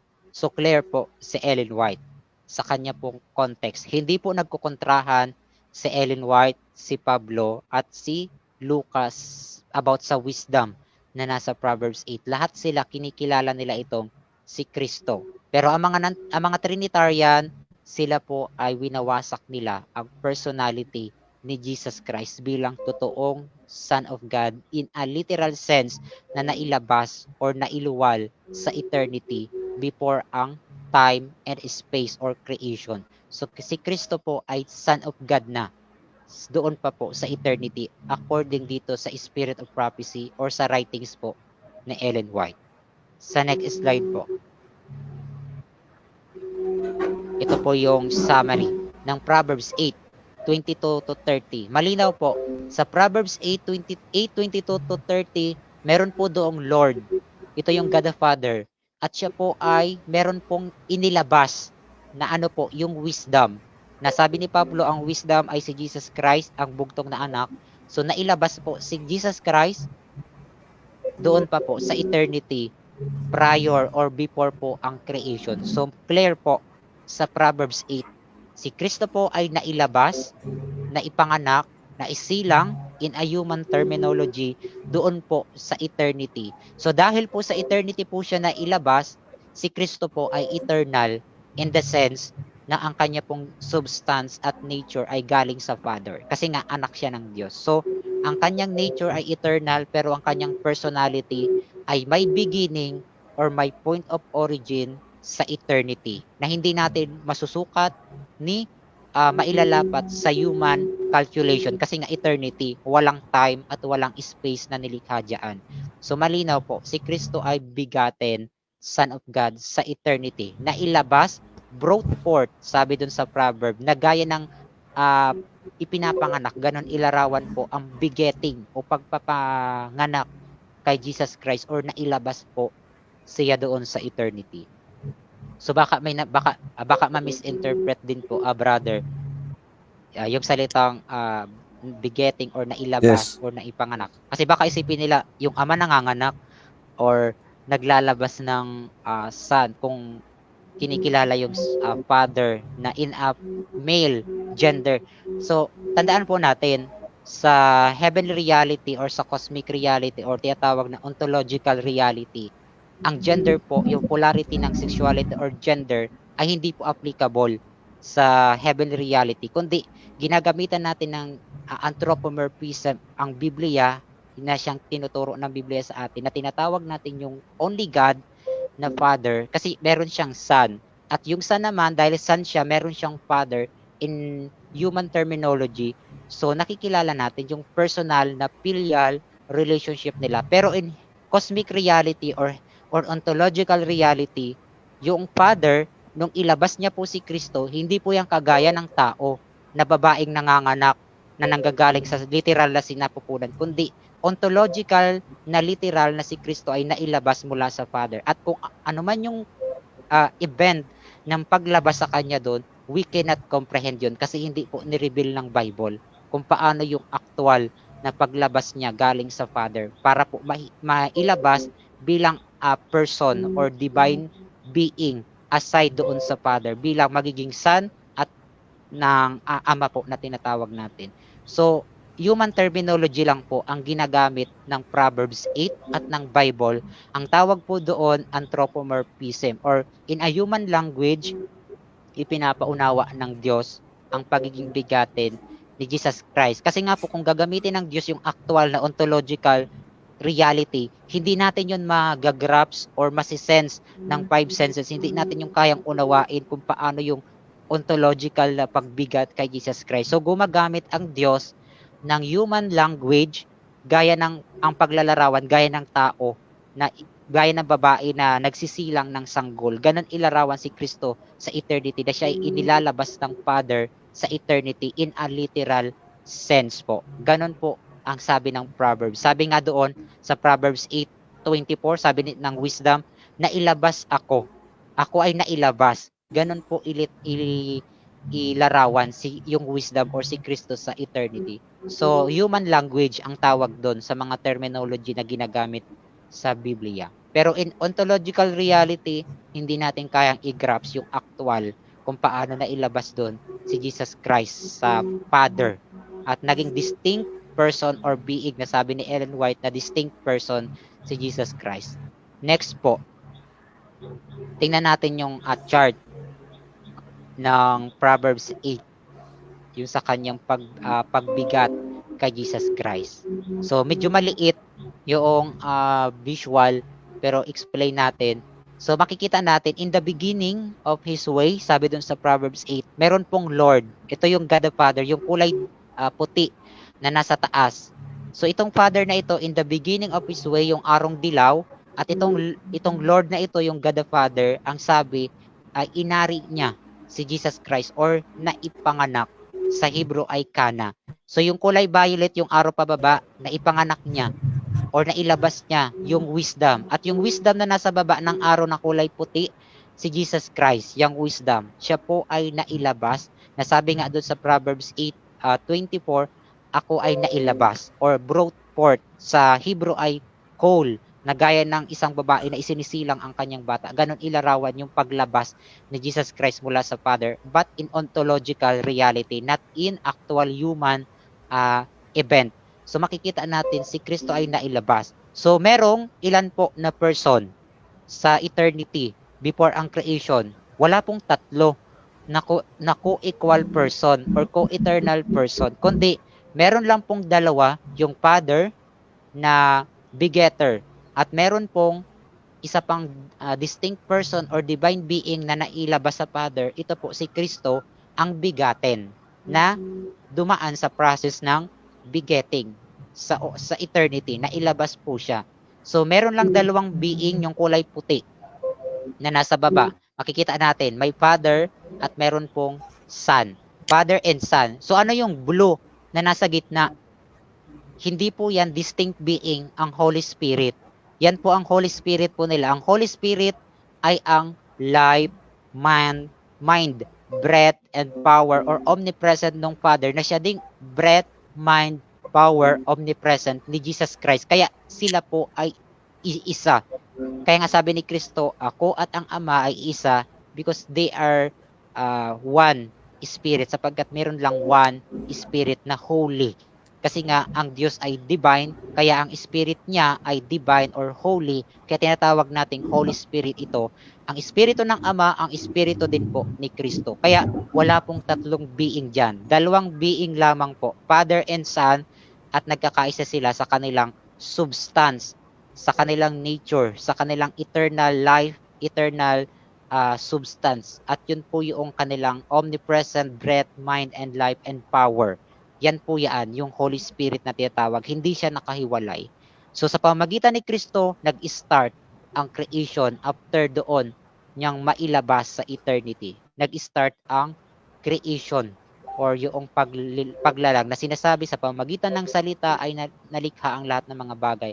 Kasi nga kung wala yung salita, hindi po nalalang ang lahat po ng mga bagay. So malinaw sa Proverbs 8, dalawa lang po ang person or divine being, ang Father or yung God the Father, yun po yung begetter. At meron siyang Son of God, ang firstborn, na si Jesus Christ ang bigaten. At siya po ay naibiget or nailabas or brought forth or kana sa Hebrew or call, yung paglalarawan ng pagkalabas po niya. Clear po yan sa Proverbs at si Kristo po yan ang wisdom na nailabas sa eternity po. Next po.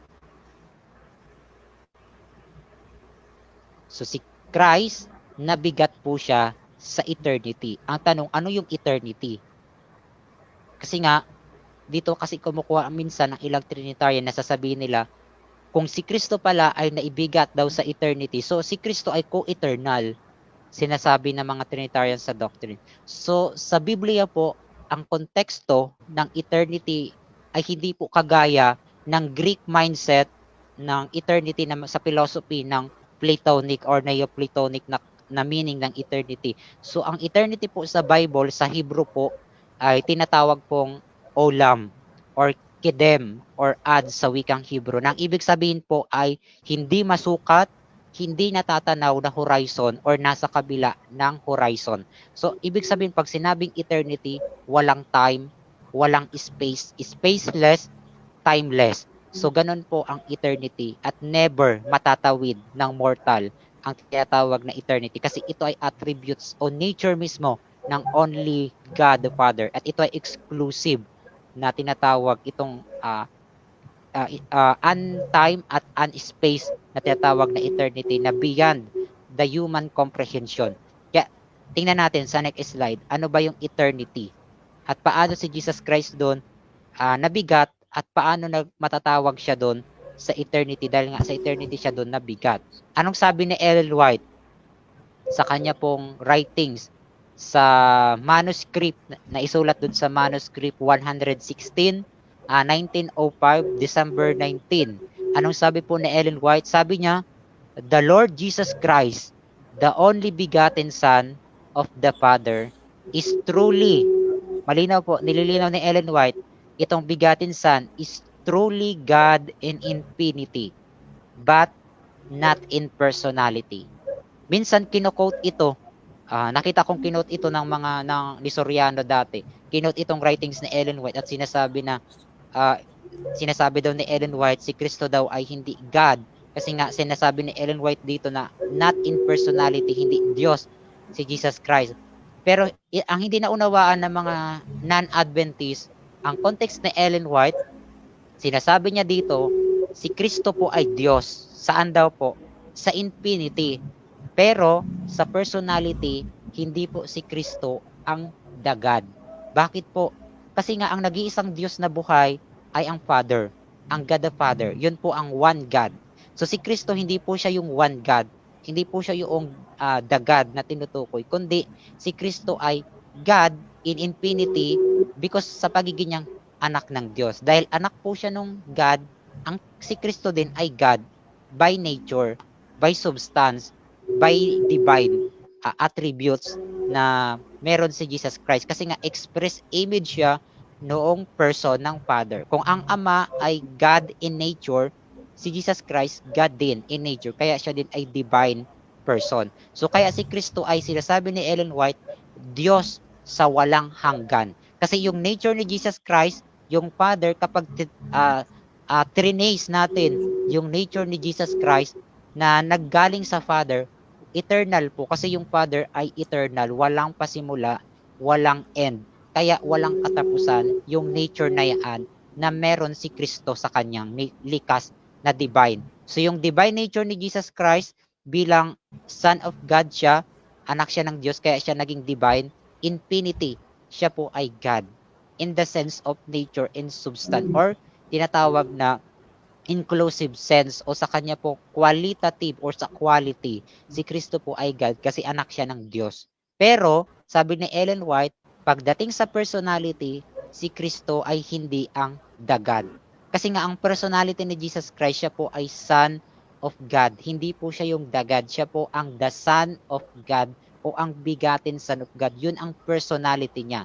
At ang personality naman ng Father, siya lang ang nag-iisang the God. Kaya hindi yon pwedeng maging si Kristo ang the God.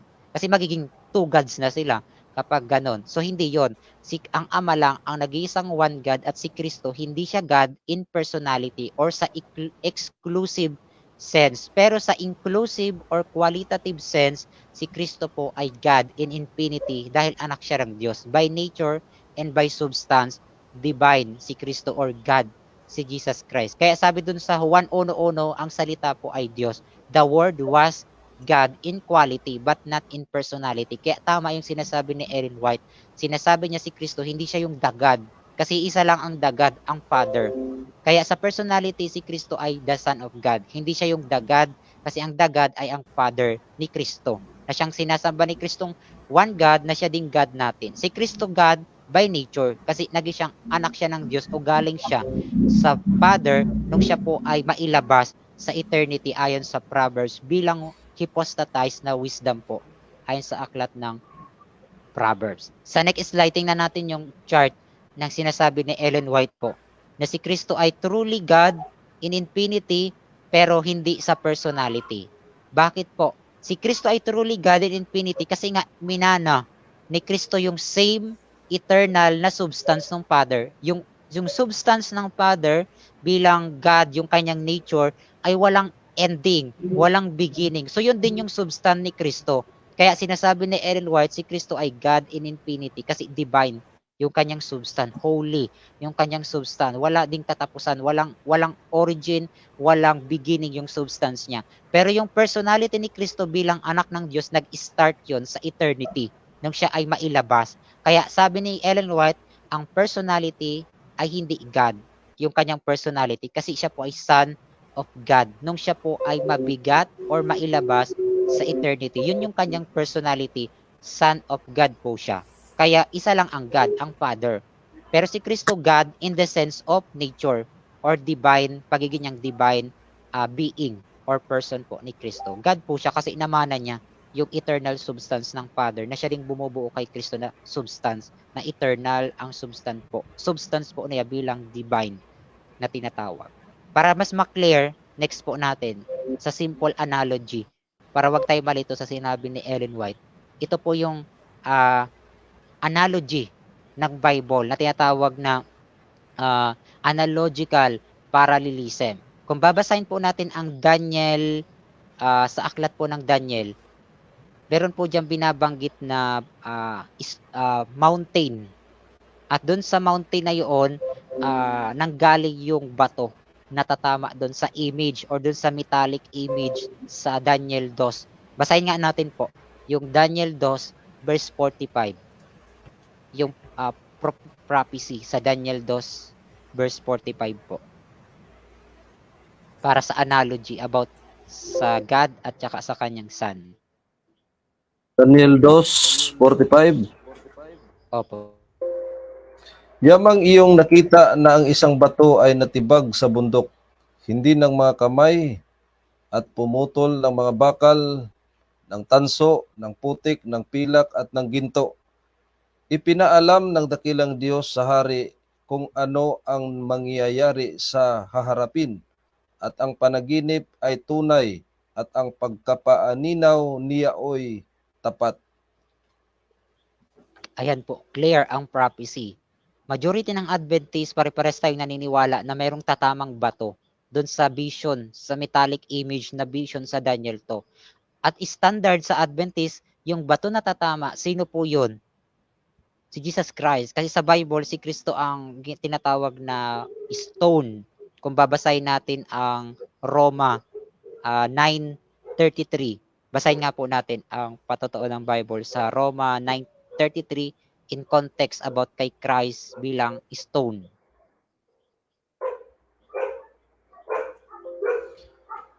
At upang 33 po. maipakilala ang kayaman, rather, 33. Gaya ng nasusulat, narito, inilalagay ko sa Sion ang isang batong katitisuran at batong pangbuwal, at ang sumasampalataya sa kanya ay hindi mapapahiya. Malinaw po. Itong bato na sasampalatayaan na ilalagay po sa Sion, symbolic na Mount Zion or Israel sa New Testament, sa Old Testament rather, at symbolic na Mount Zion sa New Testament. So si Kristo po itong stone na ilalagay, at marami pang verse sa New Testament na si Kristo ang bato na tinatawag. Gaya ng iglesia na itinatag sa bato, or sa Greek word ay Petra or malaking bato. So kung titingnan natin, si Kristo ang stone. So kung babalikan natin yung Daniel 2:45, merong tatamang bato sa metallic image, at ito yung magpapabagsak sa lahat ng kingdoms sa vision sa Daniel 2. At itong bato na tatama na ito, saan daw po galing ayon sa Daniel 2:45? Saan daw nang galing yung bato na tatama doon sa metallic image? Sabi doon sa Daniel 2:45, natibag or natipak itong bato. Saan daw po? Doon sa mountain or bundok po na pinanggalingan sa heaven. Yung context, yung bundok ay nasa heaven, at doon sa bundok ay may natipak na bato, at yung bato daw po na natipak ay ano daw po? Hindi daw po gawa ng kamay ng tao or sa kamay ng tao. Ibig sabihin po, yung bato na natigkal ay hindi po created stone. Ibig sabihin po, in analogy, makikita natin, merong mountain, kung si Kristo yung stone na tatama sa second coming, at saka yung pinanggagalingang mountain, ano po yung simbolo ng mountain sa Bible? Foundation or source, or yun yung origin, or yung wall na sumisimbolo sa government, yung pinaka-source ng government of God. So that is the Father, yung God the Father. So yung mountain nagsisimbolize sa Father, at yung stone nagsisimbolize kay Kristo. So saan galing si Kristo? Doon sa mountain. Kung titingnan natin dito sa analogy, doon sa illustration, dito po sa slide, merong mountain na sumisimbolize sa Father, at meron pong stone sumisimbolize sa kanyang bigaten sa na si Kristo. So kung titingnan natin, same ba ng substance ang bato at ang mountain? Kung ano po ang bumubuo sa mountain na element, yun din ang bumubuo sa stone. The same po sila ng substance. So yung stone, hindi daw po gawa ng tao.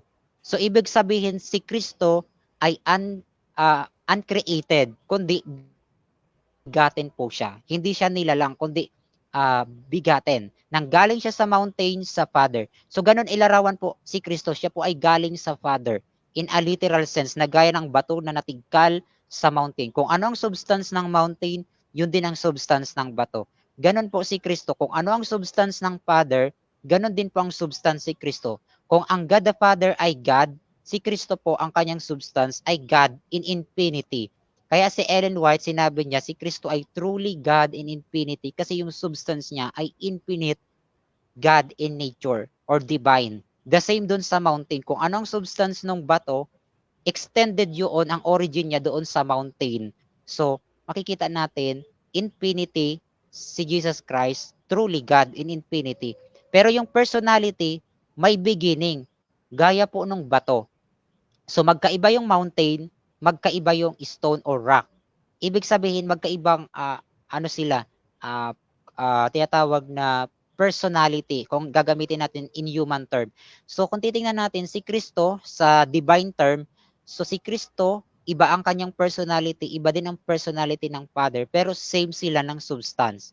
So, si Christ, yung God, yung Father, yun yung one and only true God. Si Kristo naman, ang only begotten Son, ang firstborn. Yun ang personality niya.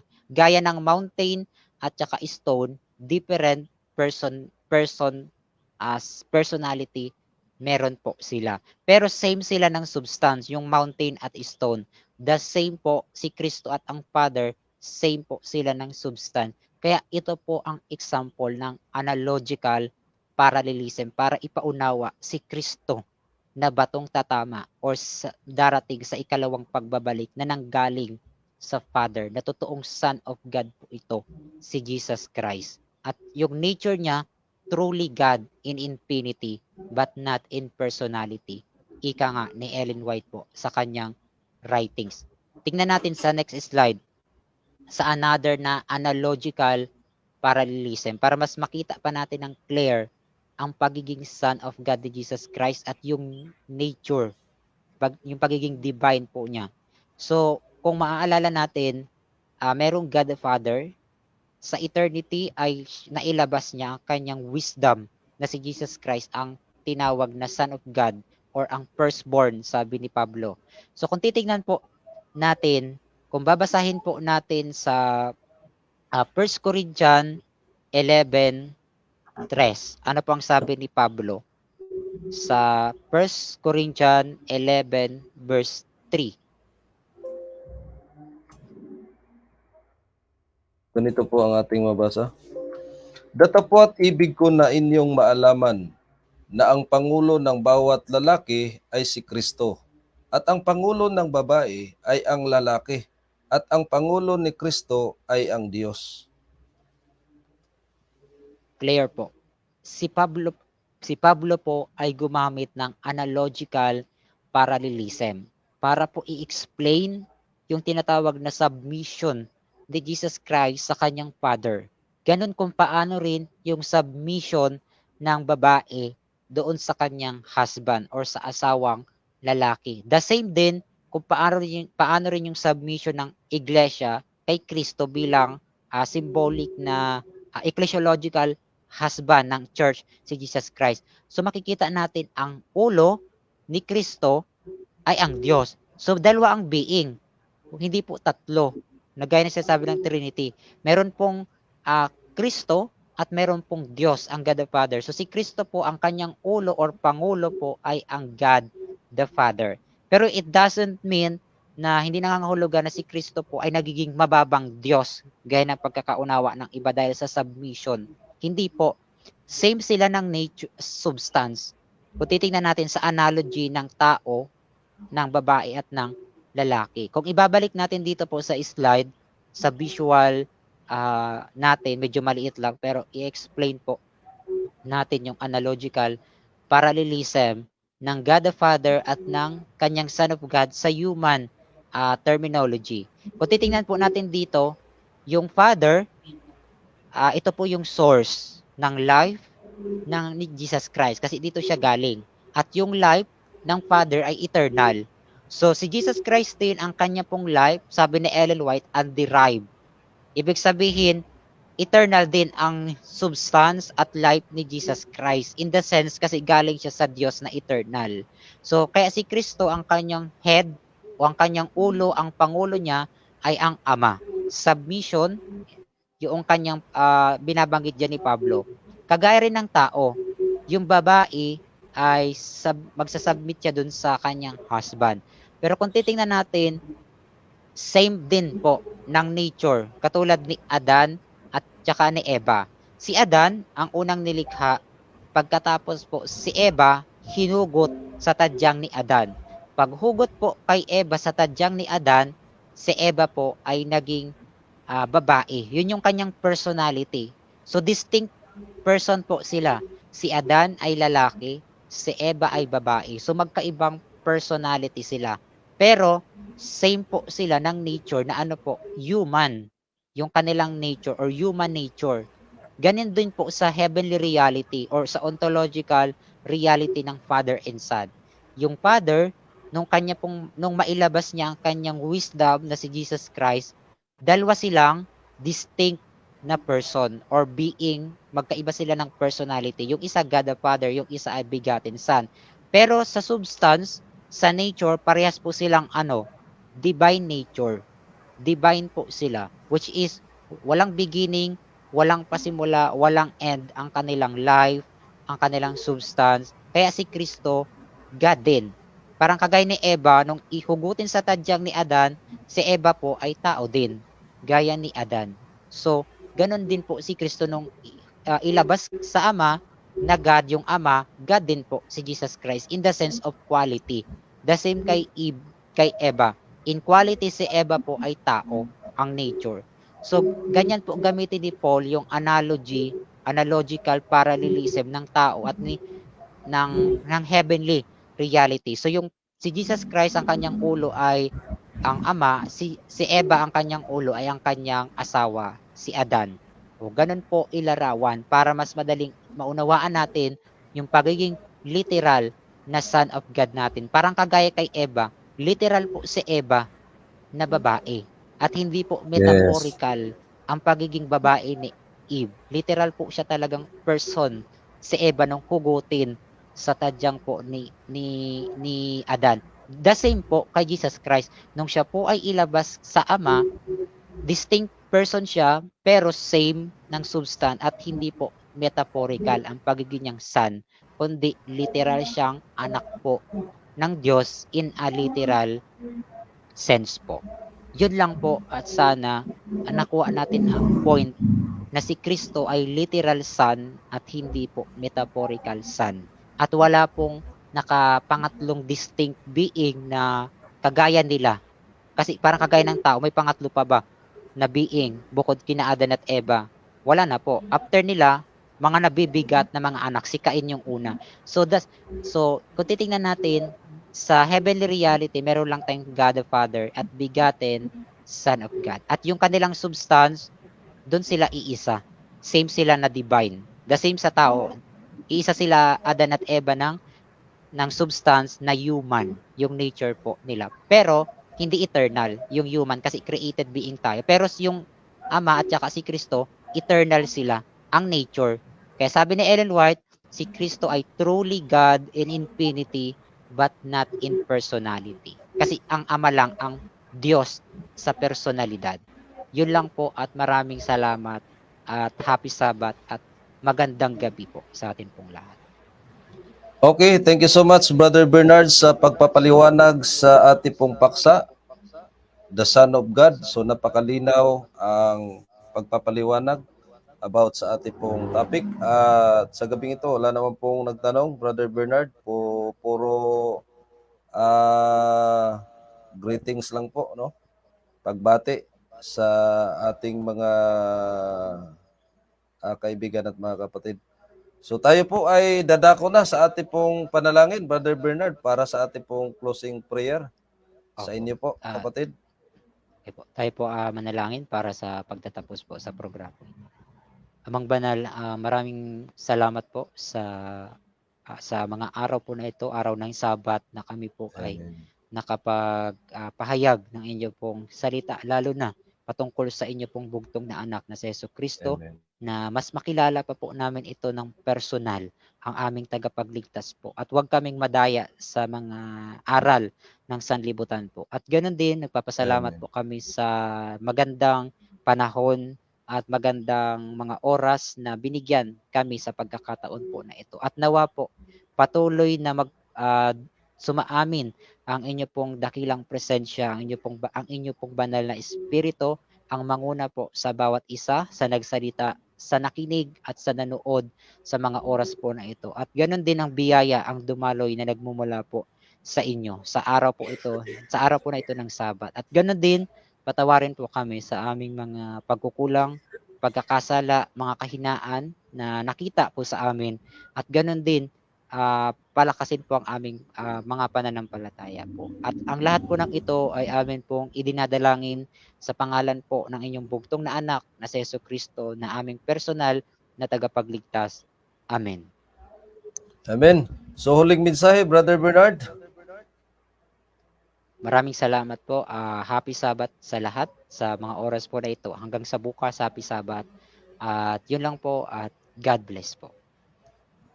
Okay, maraming salamat, Brother Bernard, at sa pangalan na lang ng ating pong dakilang Diyos at sa buong puwersa ng Seventh-day Adventist Church Local Conference mula po sa kinaroroonan ng aking pong partner sa Tigbinan, Camarines Norte, At mula po dito sa aking kinaroroonan sa National Capital Region, headed by Pastor Flores, at sa Calabarzon, Pastor Ruel Batuto, at saka sa Norte, Pastor Dante Banda. Ito po ang inyo pong mga abang lingkod na magsasabi, mapalad ang bumabasa at nangakikinig ng mga salita ng hula at tumutupad sa mga nangasusulat doon sapagkat ang panahon ay malapit na. Purihin ang Diyos. God bless us all.